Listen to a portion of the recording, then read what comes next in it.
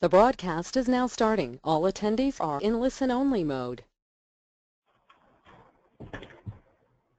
Good afternoon. Welcome to today's webinar, TaxAct Professional Reports. How to quickly access the e-file information you need.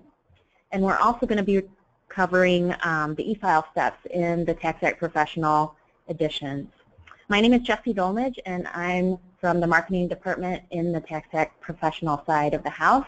And then with us today is Tracy Hoop, who is the Product Manager of the Professional Software at TaxAct Professional. So today we have an overview and a demonstration of our e-file steps in the software, as I mentioned, as well as the e-filing reports that we have in our software and in your accounts.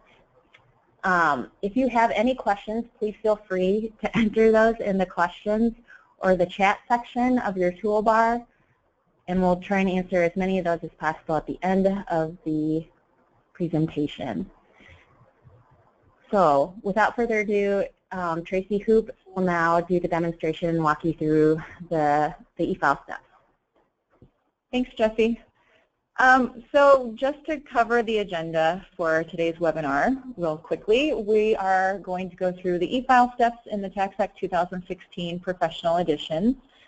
We will be going over our professional reports, how you access, what data and filters are available, and FYIs for practices with multiple preparers, and then we will take questions at the end. All right, so let me go ahead and start up the software. And I do want to put out the caveat that I am using our test environment, so there might be some quirky things or some slow load time that we wouldn't see in our production servers just because of the environment I'm in. They do not like me messing with e-file data in production, as you might imagine. So we are doing this demo in our test environment today.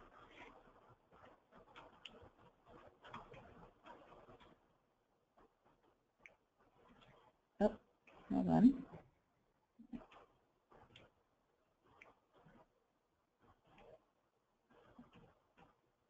Okay.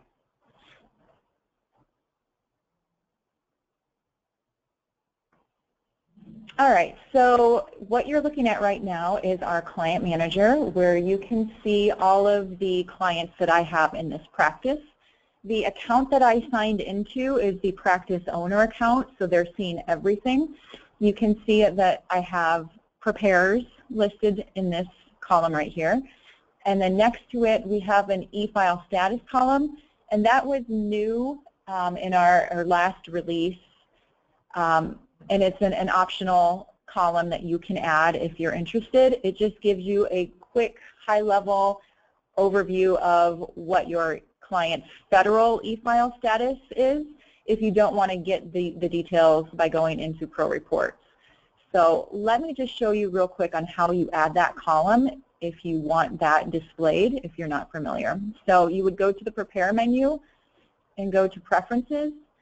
And then here you'll see there is a little pick list for columns not displaying. You would find that column in this list and then pick it and click the Add button to move it to the columns displaying. And then you select it in that list if you want to move it up in location to where it is relative to the other columns. So we'll just move that back to where it was. And then you just hit OK to save that.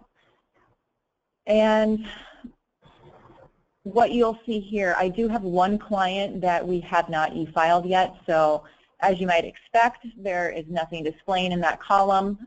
Once that return is e-filed, it would be updated to show what the status is. So I'm going to go ahead and go into a return and walk through the e-file steps just real quickly. So mine is defaulting to opening a return in Forms view. And I'm just going to go ahead and click e-file and hit the Submit Electronic Filing Return. And then you'll get the option on whether you want to file electronically or mail a paper return. and then you'll get to select whether you want to file the federal or any states that might be attached to that return. I'm just going to pick federal for right now. And this is one of the slow points in our test environment. It's usually much faster. So there are a few places where we'll see that just because of what I'm using for the demo. All right, so this is the first optional screen where we offer audit assistance through Protection Plus, and it's an optional service that you can add for your clients, and it gives them audit protection and identity theft restoration services should they need that. There's also several benefits to you as the preparer. For more information, you can go to our website or click on any of the links here on the screen. You do need to register with Protection Plus in order to add this product to your client returns, but it's a very easy, fast process. In fact, the process changed this year so that you can register as part of your software. So if I'm already registered in this example, but if I wasn't, I would see a screen where I could check a box to register, and then I can continue and add the client service right from there without having to go through any other website registration form. So I'm going to go ahead and leave that box checked and continue.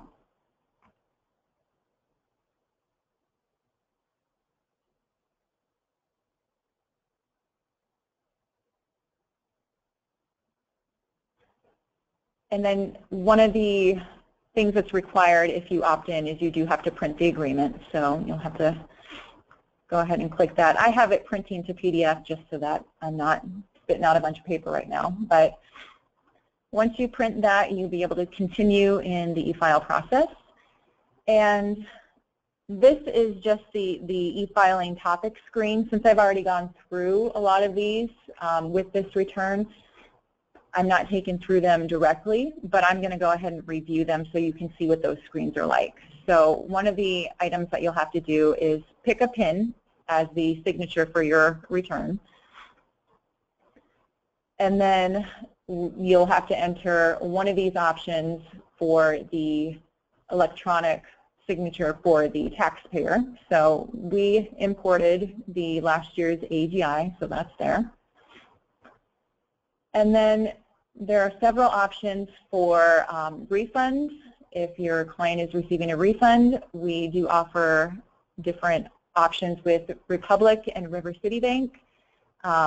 You can click Review Bank Options if you want to see those. These screens take a while to load, but we can kind of speak to them as that's going. So as a reminder, if you used Republic Bank last year and you're also using them this year, remember to enter in this year's new RBIN number in your master information so that otherwise your returns, your clients' returns won't get to Republic Bank because they need this year's RBIN. That changes every year. So make sure you enter that in your master information this year.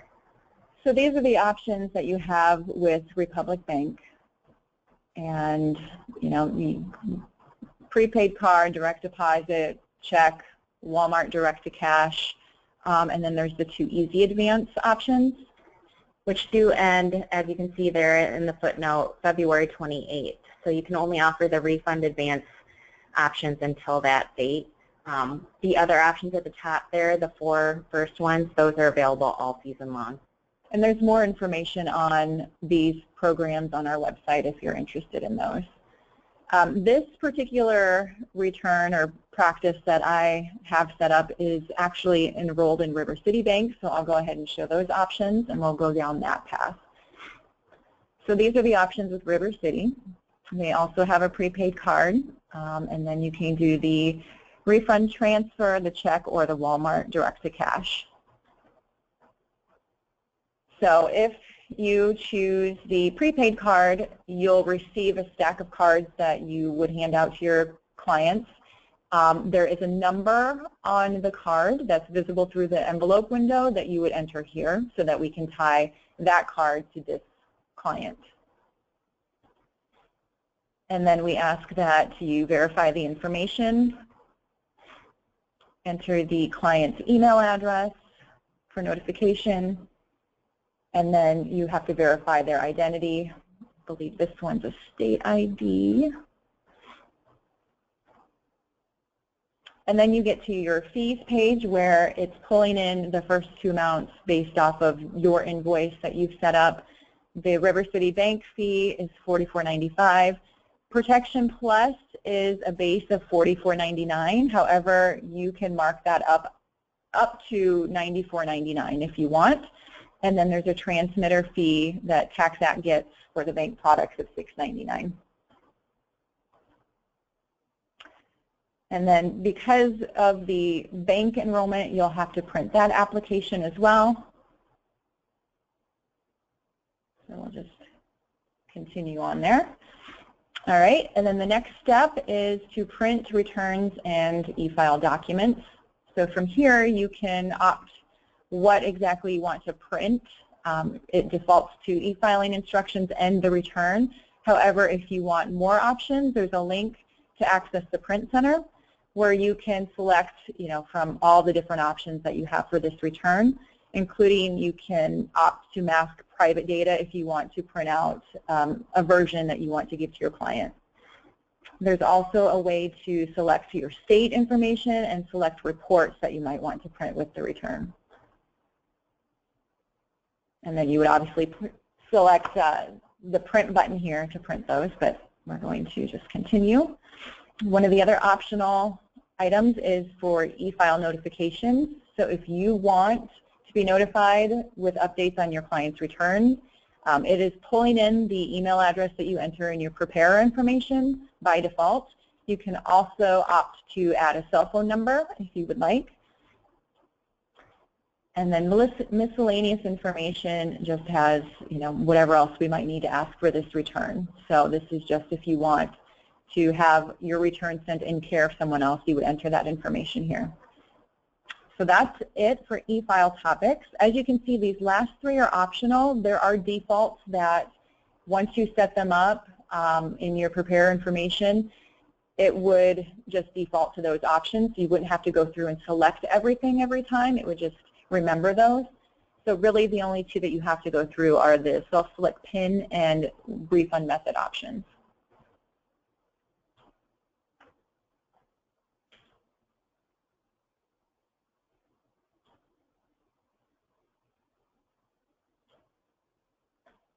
And then the next step it'll go through is asking you if you want to, I think there's the signature screen here.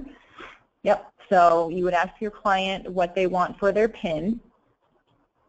And once you enter that, you'll be able to continue to the alerts, verifying their information, which we already had from the bank information.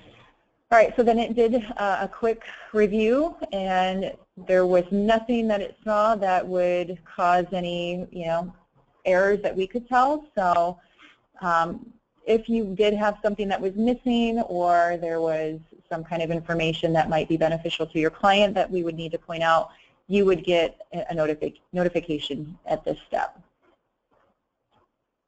And then that's it. You are able to submit your return, or you can hit submit later if you want to do a batch of returns at once, or cancel if you don't want to go any further with this return at this time.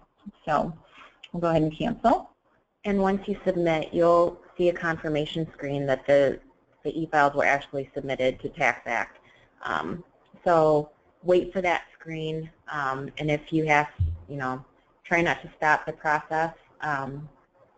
If you see it spinning, let it finish. Yeah, it's usually pretty quick. It's real-time status in almost all cases, so you should see something pop up pretty quickly. You don't have to stay on that screen if you don't want to once it's done processing, if you don't get an an instant status. So I did not continue to file that. That one was a rejected one, but had I submitted, we should see an update on that status right there. All right, so The next thing I wanted to show was professional reports, which is the next tab in your software. And what you'll want to do is hit this little green arrow button that's a refresh to load it. And I should also point out there are two ways to access professional reports. You can get through this tab in your software. You can also get to it online through your account in Practice Manager by signing in with your username and password. And then there is a Pro Reports or Professional Reports tile that you can click on to get this same view. One thing we did add for this year, since Professional Reports was new last year, we added a drop-down for the tax year. So it'll default to 2016 since that's the tax year that we're currently filing for. However, if you had 2015 returns last year or you're filing some for this year, you can select that option to view those returns, just in the same way. Now, I don't have any returns for 2015 for this demo account, so it's not showing anything. So we'll go ahead and look at 2016. And the default screen that we see here is the dashboard, which is just a very high-level overview of your practice. It has the e-files over time and the total e-files, and then a breakdown by the e-files per EFIN. You also have a link to the user guide for this report on the screen. Oh, right here. Yep. The next one is an e-file summary, and you'll see a lot of the information is the same information, just presented in different ways to give you a different view of what's happening in your practice. So this one breaks it down by time, and you can select between daily, weekly, or monthly. And then it breaks it down in this chart below by EFIN, and you can see the number of PTINs per EFIN, the number of e-files per EFIN, and then accepted and federal, state, and settlement types. And I should mention, you can drill down into any of these by just clicking on the data points, and it'll pull up the related information. So this is just a quick look at the preparers in your practice, and specifically how many they are filing, how many are accepted, how many are federal, state, and the settlements. So this is the bread and butter of this dashboard report. This is the e-files. This is all the detailed information for the client returns that you're filing. And you'll see if you had a state return along with the federal, it's broken out on a separate line. So you can see for this one, Carter Jones, we had a federal return and an Iowa 1040 return. So it's each of them on a separate line. And then you can click on it to view more detailed information about that return. Now, I should say, because we're in the test environment, you'll see a lot of pending and awaiting acceptance. That's only because of the environment we're in. You should, at this point, since the IRS is open and processing returns, there should be very few times that you see awaiting acceptance. That is more for before the IRS is actually processing returns, if we're kind of waiting on those. So if you have a return that was rejected, you can also click on here to see more detailed information about why it was rejected and what you can do to resubmit.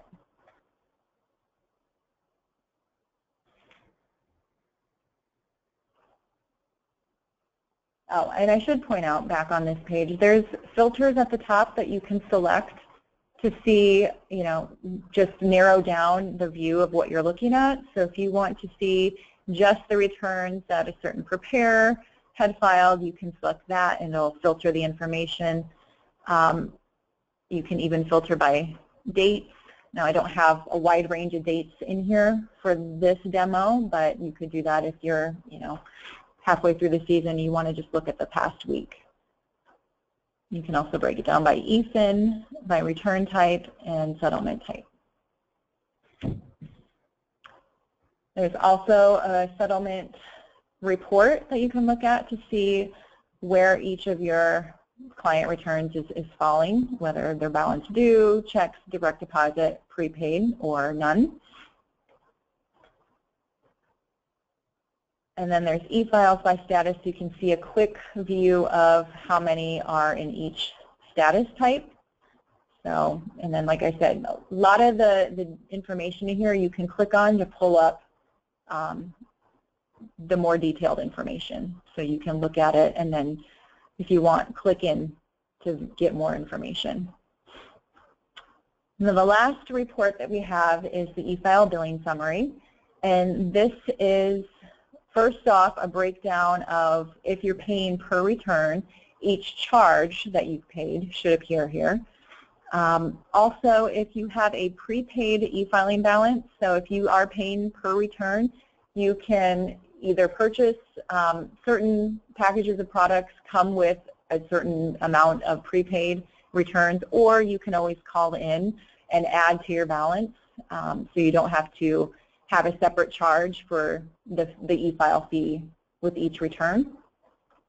This particular account doesn't have a balance, but if you did, you would see that here. The last section of this return is if you have a practice that has unlimited e-filing as part of their bundle purchase, you would see which form types are included for unlimited e-filing. So the green check mark shows that I have unlimited e-filing for those products. All right. The last thing that I wanted to show was the difference for what the practice owner can view compared to if I am a preparer in that practice. So I'm going to go ahead and close out and sign back in as a preparer that's in that practice.